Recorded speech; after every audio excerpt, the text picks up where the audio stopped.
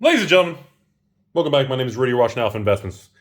Yes, we are in the presence of the master with the original signed presence of the master all the way from the world famous P. Foglio. So, folks, sit back, relax. I consider the artifact hunt pretty fun to do. My patron Aaron O says, Rudy, throw me in. I'll do it. So, as we sit back, relax for today's nighttime relaxing box opening. Again, we're trying to stay on target with that, folks. We're trying to have our normal news, reporting, market swings, craziness for the daytime Alpha Investments video. Then we're trying to have our after-hours, nighttime fun box opening every night.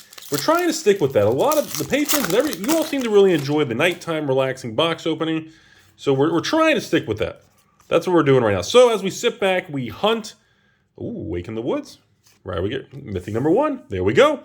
Skittery Bean Battalion. That's pretty cool looking though.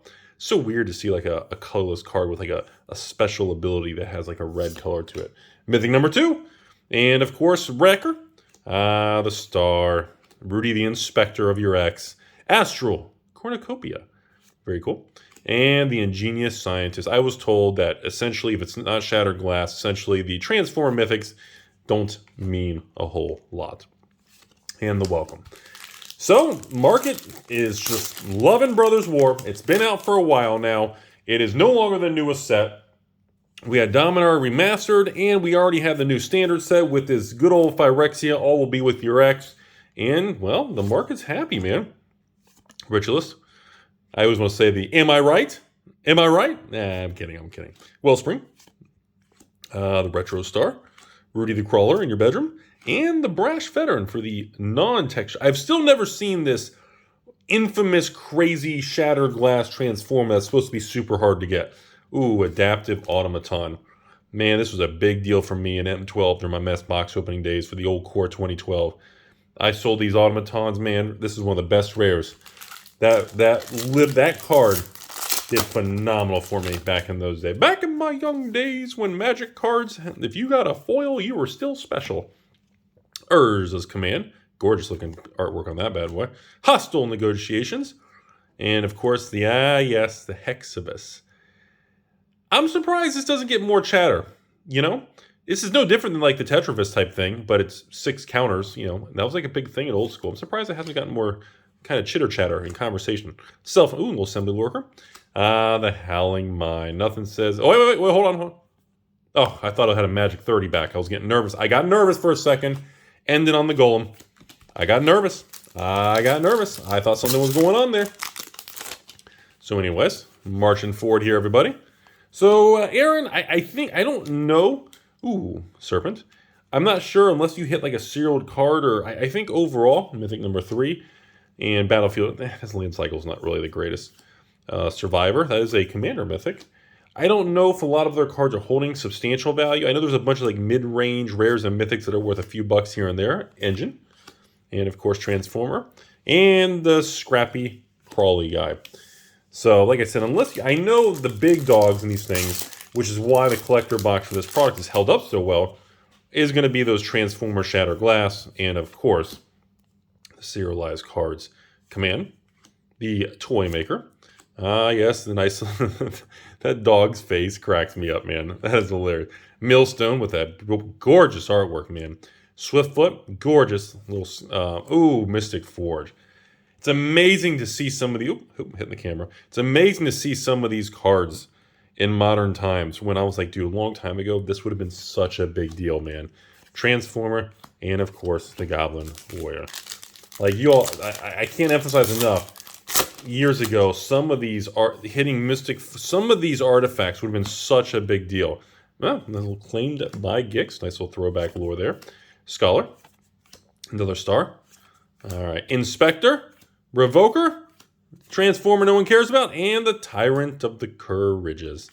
So we are halfway through the first collector box. So far, again, I think most mythics and things in this set, there's no really like $50 regular rares or mythics like that. It's just there's a good value kind of spread apart. Bobble, God. Anybody remember when Mishra's Bobble was like a $50 uncommon in Cold Snap? Pepperidge Farm remembers. Ooh, Quicksilver Amulet, another godly. Remember when that was a $10, $15 rare also. And ending on the officer. It's crazy, man. That's why I said sometimes, you know, it shows the importance of having a reserve list for certain cards to prevent the crazy company from overprinting everything to oblivion. You know, that protection for the consumer kind of thing. Bobble, Door to Nothingness, and Humanity's Ally. And, ooh, like, dude, Altar. This card used to be such a thing, man. Like, you know how expensive these Altars were at one point in time? Like, those things were... I mean, even the Chronicle Altars were becoming, like, a big uptick thing.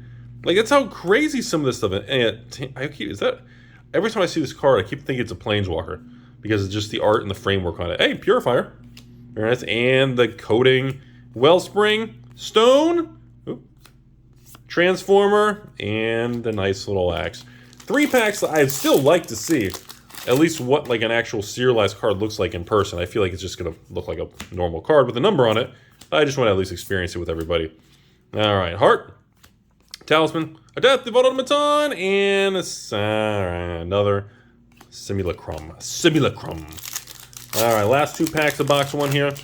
There does not appear to be any additional restocks or reprints of these collector boxes, which obviously I don't think they really could. Love the aura. She is gorgeous in that titanium aura. Flask, love it. Heart. Ooh, Defense Grid, man. That hits me right in the left testicle. Let me tell you that. Ooh, Urza Silex. That is a gorgeous foil mythic, which is probably worth absolutely nothing. But that's very cool. A nice little fun experience. A little gift bag on the way out. But yeah, there's been no additional reprints or restocks of this particular collector box. Obviously, this is the first product ever to have serialized cards, and there's no way for them to really kind of bait and switch or bamboozle all of us. Another Mishra. Okay, so we got the foil Mishra there. All right, folks, we're going right to box 2. Aaron, I don't know. I mean, again, we got 3, 6. You had 10 regular mythics, not including all the Transformer stuff. So to me, that seems good.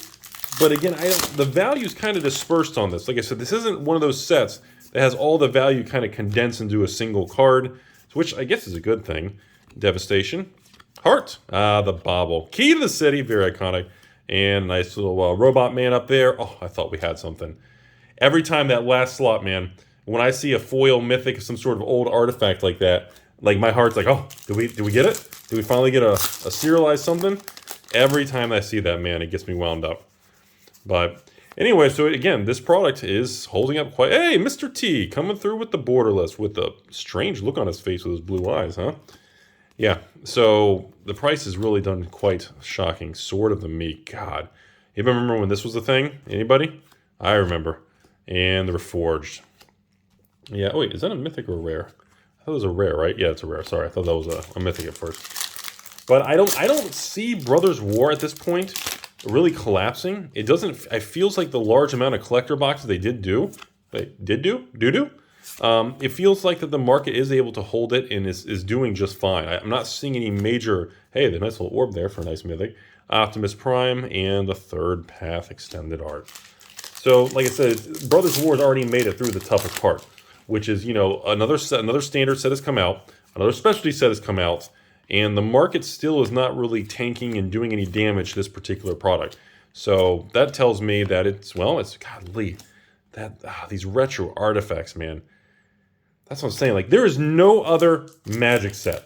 Is there any really Magic set in modern times? Not like 1994 Antiquities with artifacts, but I don't think there's really any other modern set, Underground River, that has the feel of artifacts and the vibe that this set has, man. Unwinding Clock, that was a big deal a long time ago.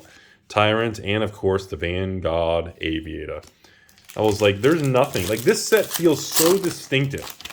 And again, you know, that's just me being biased to artifacts, but I've always said, I was like, you know, artifacts in the land cycle, I've always felt really define a set long-term. Kite and Land of War Wave. You know, I'm sorry, I'm just not feeling the art. I'm not feeling the land cycle art on this.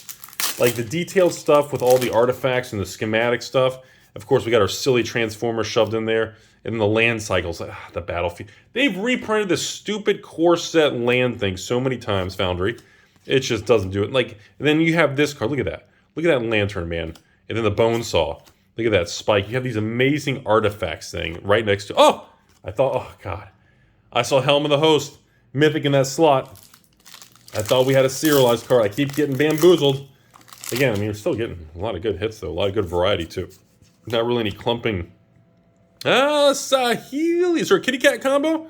Nice little, she's always a beautiful sight for sore eyes. Haven't seen her in a long time.